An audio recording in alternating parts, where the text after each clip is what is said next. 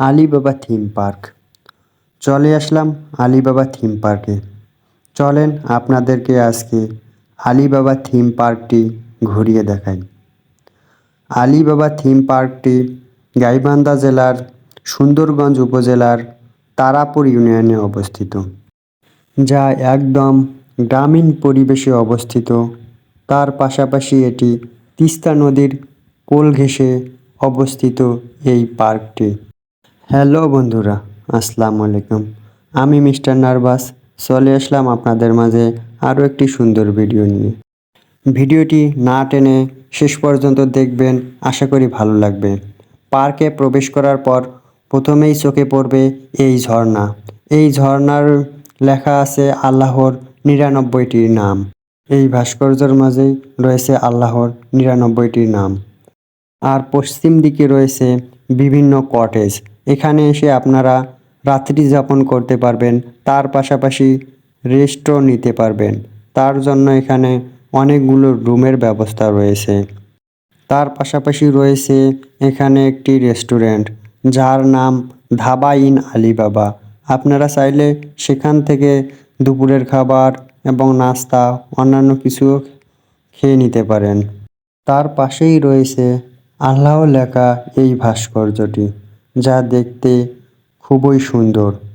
তার পাশেই হচ্ছে সুইমিং পুল। আপনারা চাইলে এখানে গোসল করতে পারেন, যার টিকিটের মূল্য ১০০ টাকা। তারপর আমরা একটু ভিতরের দিকে এগিয়ে যেতে লাগি। এই পার্কটি সবুজে ঘেরা, চারপাশে সবুজের সমারোহ।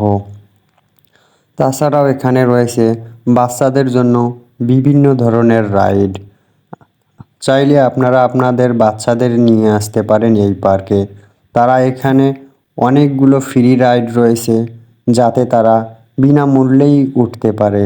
এই পার্কটি একদম নিরিবিলি, জনমানবহীন বলা চলে।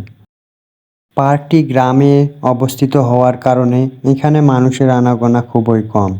এই পার্কটির মূল আকর্ষণ হচ্ছে এই বাড়িটি, যা দেখতে অনেক সুন্দর। তারপরেই আছে এখানে আজব গুহা।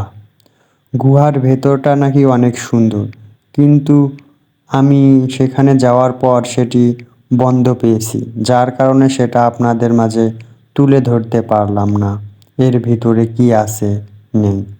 তবে শুনলাম এখানে নাকি অনেক কিছু রয়েছে, আদিম যুগের কিছু নিদর্শন। তারপর আমরা একটু সামনে এগিয়ে আসি। তারপর এখানকার অন্যতম একটি নিদর্শন হলো এই আলাদিনের চেরাগ, যা দেখতে খুবই সুন্দর। তার পাশাপাশি এখানকার পরিবেশও অনেক সুন্দর, সবুজে ঘেরা এই পার্ক। আপনারা চাইলে আপনাদের ফ্যামিলি নিয়ে এসে ঘুরে যেতে পারেন। আর ভিডিওটি কেমন হয়েছে সেটা অবশ্যই কমেন্টে জানাবেন। ধন্যবাদ।